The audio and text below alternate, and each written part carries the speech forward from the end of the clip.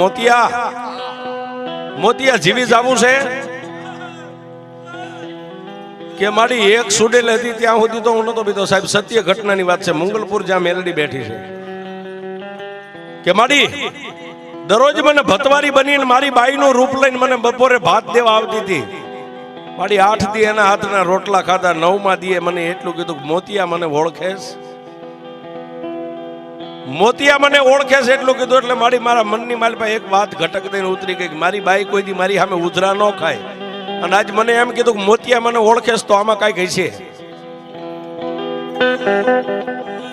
એ બાઈના ખંભે હાથ મેકીને એટલું કીધું ગાંડી તું આજ મને આમ તુકારે કેમ બોલાવે?